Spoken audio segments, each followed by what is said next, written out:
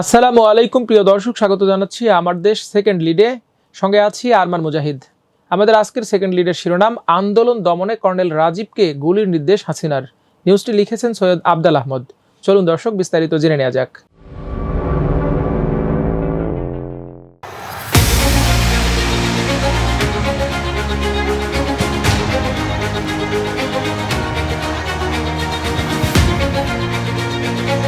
ক্ষমতাচ্যুত প্রধানমন্ত্রী শেখ হাসিনা ২৪-এর ছাত্র জনতার আন্দোলন চলাকালে টেলিফোনে তার ব্যক্তিগত সামরিক কর্মকর্তাকে ছাত্রদের ওপর সরাসরি গুলি করার নির্দেশ দেন। তিনি বলেন, মিরপুর, বাড্ডা, উত্তরা ও ব্র্যাক ইউনিভার্সিটির সামনে ওরা জড়ো হচ্ছে, এখনই গুলি করে দমন করার ব্যবস্থা করো, তাহলে অন্যরা আর আসবে না। এবারে কোনো কথা নেই, এবারে শুরুতেই দিবা, অর্থাৎ শুরুতেই গুলি করো। আমার দেশের ধারাবাহিক অনুসন্ধানে এ তথ্য জানা গেছে। তৎকালীন প্রধানমন্ত্রী শেখ হাসিনা গুলি চালানোর ব্যবস্থা করতে টেলিফোনে এই নির্দেশ দেন তার উপসামরিক সচিব DMSPM কর্নেল GM রাজীব আহমেদকে। এর আগে তিনি শেখ হাসিনার সহকারী সামরিক সচিব AMSPS ছিলেন। তৎকালীন প্রধানমন্ত্রী ও কর্নেল রাজীবের মধ্যে ওই টেলিফোন সংলাপ আমার দেশের হাতে এসেছে। ওই ডকুমেন্ট আন্তর্জাতিক অপরাধ ট্রাইব্যুনালে চলমান জুলাই বিপ্লবের মানবতা বিরোধী অপরাধের গুরুত্বপূর্ণ প্রমাণ হতে পারে। টেলি সংলাপটি পর্যালোচনা করে মনে হচ্ছে এটি ২০২৪ সালের ১৮ জুলাই পরবর্তী সময়ের কথোপকথন। শেখ হাসিনা প্রধানমন্ত্রী থাকাকালে তাকে ম্যাডাম না বলে স্যার সম্বোধন করার নির্দেশনা জারি করেছিলেন। ফলে কর্নেল রাজীবের সঙ্গে টেলিফোনে কথা বলার সময় শোনা যায় রাজীব বারবার জি স্যার বলছেন। টেলিফোনে কথা বলার সময় শেখ হাসিনা কয়েকজন অফিসারের সঙ্গে সমন্বয় করে গুলি চালিয়ে গণহত্যার নির্দেশ দেন। মানবতা বিরোধী অপরাধের ওই অবৈধ নির্দেশনা পালন করে কর্নেল GM রাজীব আহমেদও অপরাধে জড়িয়েছেন। ওই নির্দেশ তিনি সংশ্লিষ্ট কর্মকর্তাদের জড়িয়ে গুলি করার বিষয়টি সমন্বয় করেন। কিন্তু দুঃখজনক খবর হচ্ছে, শাস্তির আওতায় আনার পরিবর্তে অপরাধী এই সামরিক কর্মকর্তা কর্নেল রাজীবকে জাতিসংঘ শান্তিরক্ষা মিশনে দক্ষিণ সুদানে কমান্ডার হিসেবে নিয়োজিত করা হয়েছে।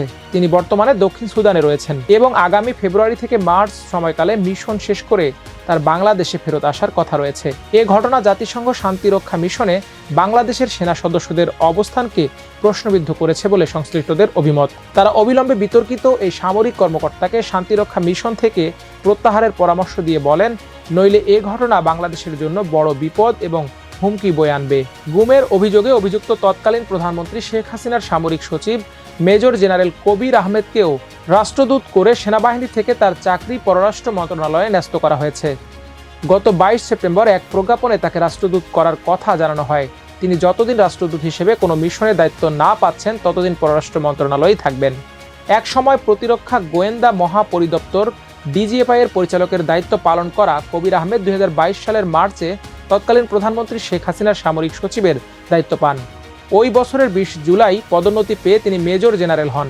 BM এর ২৪তম লং কোর্সে কমিশন পাওয়া কবির আহমেদ সিলেট সেনানিবাসে ১১ পদাতিক ব্রিগেডের কমান্ডার হিসেবেও দায়িত্ব পালন করেন। ২০১৯ থেকে ২০২১ সাল পর্যন্ত counter terrorism and intelligence bureau CTIB-র পরিচালক ছিলেন। মেজর জেনারেল কবির আহমেদের বিরুদ্ধে গুম সংক্রান্ত বিভিন্ন অভিযোগ রয়েছে। গুম কমিশনে বেশ কয়েকজন সামরিক কর্মকর্তার বিষয়ে অভিযোগ রয়েছে। রাষ্ট্রদূত হওয়া আরেক সেনা কর্মকর্তা হলেন মেজর জেনারেল শেখ মোহাম্মদ সারওয়ার হোসেন। তিনি DGFI এর পরিচালক ছিলেন। ১০ম পদাতিক ডিভিশনের GOC এবং এরিয়া কমান্ডার হিসেবে কাজ করেন। শেখ হাসিনার পতনের আগে চা বোর্ডের চেয়ারম্যান ছিলেন তিনি। এই দুই সেনা কর্মকর্তার বিরুদ্ধে গুমের ঘটনার সঙ্গে জড়িত থাকার অভিযোগ রয়েছে। গুম কমিশন তাদের জিজ্ঞাসাবাদ করেছে। বিশ্বস্ত সূত্রে জানা গেছে, আন্তর্জাতিক অপরাধ ট্রাইব্যুনাল তাদের বিরুদ্ধে চার্জশিট দিতে যাচ্ছে। ইতোমধ্যে তাদের অপরাধের বিষয়ে সেনা সদরকেও অবহিত করা হয়েছে। দর্শক, এখন শেখ হাসিনা ও কর্নেল রাজীবের ওই টেলিফোন কথোপকথন ধারাবাহিকভাবে বর্ণনা করছেন সহকর্মী তামান্না মিনহাজ। ওই যে ওরা কিন্তু জায়গায় জায়গায় এখনই জমা হতে শুরু করছে। পতিত ফ্যাসিবাদী প্রধানমন্ত্রী শেখ হাসিনা ২৪ জুলাইয়ের আন্দোলনের সময় তার উপসামরিক সচিব বা DSPM কর্নেল GM রাজীব আহমেদের মাধ্যমে ছাত্র জনতার উপর গুলি চালিয়ে গণহত্যার নির্দেশ দেন। এ সংক্রান্ত ফোনালাপের একটি অডিও রেকর্ড আমার দেশের হাতে এসেছে। সেখানে শেখ হাসিনা তার উপসামরিক সচিবকে ছাত্র জনতা কোথায় জড়ো হচ্ছে তা সুনির্দিষ্ট করে জানিয়ে বেশি সংখ্যায় জড়ো হওয়ার আগেই তাদের উপর গুলি চালিয়ে বাধা দেওয়ার নির্দেশ দেন। তবে এই টেলি সংলাপ কবে কখন সম্পন্ন হয়েছে সে সম্পর্কে সুনির্দিষ্ট কোনো তথ্য পাওয়া যায়নি। ধারণা করা হচ্ছে এটি ২৪-এর ১৮ই জুলাই অথবা এর পরের কোনো একদিনের কথোপকথন, কারণ ১৮ই জুলাই থেকেই প্রাইভেট বিশ্ববিদ্যালয়ের শিক্ষার্থীরা ব্যাপকভাবে মাঠে নামতে শুরু করে। শেখ হাসিনার উপসামরিক সচিব কর্নেল রাজীব হাসিনার ফোন ধরেই বলেন, আসসালামু আলাইকুম স্যার। সবাই জানে শেখ হাসিনাকে ম্যাডাম না বলে স্যার বলার নির্দেশনা ছিল বহু আগে থেকেই, তাই ডিএসপিএম কর্নেল রাজীব শেখ হাসিনাকে স্যার বলেই সম্বোধন করেছিলেন। আসসালামু আলাইকুম স্যার। শেখ হাসিনা সালামের জবাব না দিয়ে নির্দেশনা দিতে শুরু করেন। ওই যে ওরা কিন্তু জায়গায় জায়গায় এখনই জমা হতে শুরু করছে। মিরপুর 10 নম্বরে, উত্তরা, তারপরে ব্র্যাক ইউনিভার্সিটি।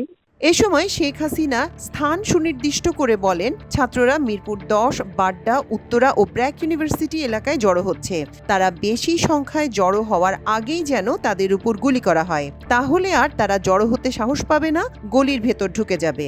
শুরুতেই কিন্তু শুরুতেই জি স্যার। এবার নাই বলে দেবো, ধাওয়া দেবে, ভিতরে গলিতে ওরা গলিতে গলিতে থাকবে, এই সাইডে গলিতে করতে, সেখান থেকে ওরা জমা হয় সব। ফোনালাপের পুরো সময় কর্নেল রাজীব জি স্যার বলে নির্দেশনা গ্রহণ করেন। ঠিক আছে স্যার। এখন ওরা যে শুধু ওই অল্প জমা থাকবে, ঠিক আছে স্যার, করতে হবে, তাহলে অন্যরা আসবে না। ঠিক আছে স্যার। শেখ হাসিনা বলেন, শুরুতেই অ্যাকশনে যেতে হবে, নতুবা ওরা জমা হতে থাকবে। অল্প জমা অবস্থাতে দ্রুত কাজ করতে হবে। কর্নেল রাজীব জি স্যার বলে শেখ হাসিনার কথায় সায় দেন। ঠিক আছে স্যার, করতে হবে, তাহলে অন্যরা আসবে না। ঠিক আছে স্যার। এ সময় শেখ হাসিনাকে বলতে শোনা যায়, এবার আর কিন্তু কোনো কথা নাই। গুলি করার ইঙ্গিত দিয়ে তিনি আরো বলেন, এবার একেবারে শুরুতে দিবা। এখন ওরা যে শুধু ওই অল্প জমা থাকবে, ঠিক আছে স্যার, করতে হবে, তাহলে অন্যরা আসবে না। এ পর্যায়ে কর্নেল রাজীবও ঠিক আছে বলে সায় দেন এবং স্যার আসসালামু আলাইকুম বলে ফোন রেখে দেন। ঠিক আছে স্যার।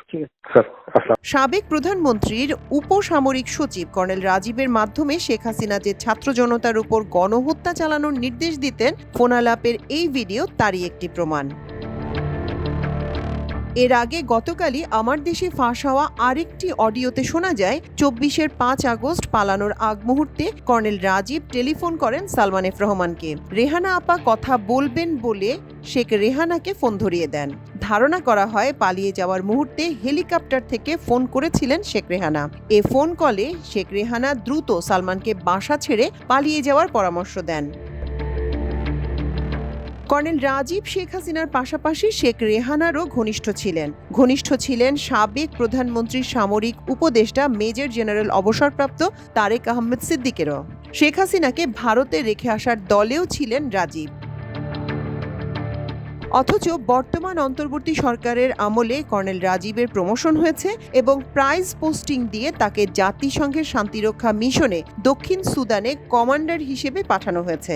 মেজর জেনারেল অবসরপ্রাপ্ত তারেক আহমেদ সিদ্দিকের অত্যন্ত বিশ্বস্ত ও অনুগত এই সামরিক কর্মকর্তাকে আওয়ামী সমর্থক হিসেবে সরকারের স্পর্শকাতর জায়গায় পদায়ন করা হয়েছিল। আগামী মার্চ মাসে তার দেশে ফেরার কথা রয়েছে।